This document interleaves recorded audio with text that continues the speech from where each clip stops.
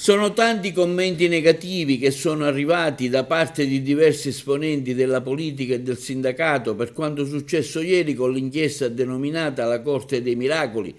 che ha visto come indagato di punta il deputato regionale di Forza Italia, agrigentino Riccardo Gallo Afflitto. Il CEFPAS infatti era diventato il feudo del parlamentare agrigentino di Forza Italia. Ne è convinta la procura di Caltanissetta, dopo quasi 3 anni di indagini con Trojan, pedinamenti e intercettazioni, ha chiesto l'arresto del deputato agrigentino di Forza Italia con l'accusa di corruzione.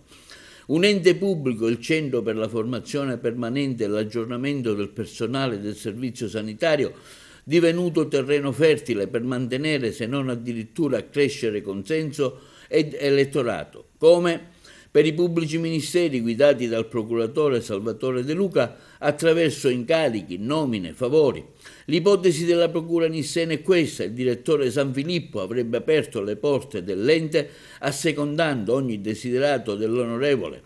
in cambio del mantenimento della guida del CEFPAS per altri 3 anni. Sull'inchiesta interviene Michele Catanzaro del Partito Democratico affermando: ormai abbiamo perso il conto degli esponenti di centrodestra finiti al centro delle indagini, ci saremmo aspettati un sussulto di dignità da parte del presidente Schifani, ma il suo attaccamento alla poltrona è sconfinato, è rimasto l'unico a non rendersi conto della gravità della situazione.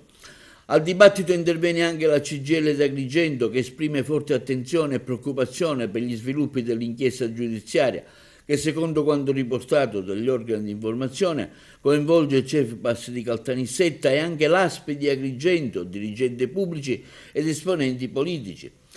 Quando vicende di questa natura interessano settori strategici come la sanità e la formazione pubblica, dichiara Alfonso Buscemi, segretario generale della CGIL di Agrigento, non si può ignorare il rischio che venga compromesso il rapporto di fiducia tra i cittadini e le istituzioni. Per questo è indispensabile che venga fatta piena luce sui fatti e che ogni aspetto della vicenda venga chiarito nel più breve tempo possibile. Anche la parlamentare di 5 Stelle Ida Carmina dichiara: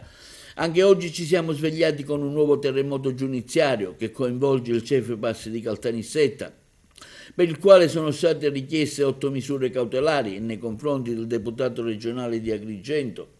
in carica Riccardo Gallo, del direttore del centro Roberto Sanfilippo e di alcuni dirigenti dell'ente nisseno e dell'attuale direttore generale dell'ASP di Agrigento Giuseppe Capodieci. Da troppi anni, afferma Ida Carmina, il CEFPAS è nell'occhio del ciclone per le pesantissime ingerenze della politica, in particolare di esponenti del centrodestra siciliano che avrebbero trasformato un'eccellenza della sanità regionale nel proprio giardino di casa, snaturandone la missione istituzionale.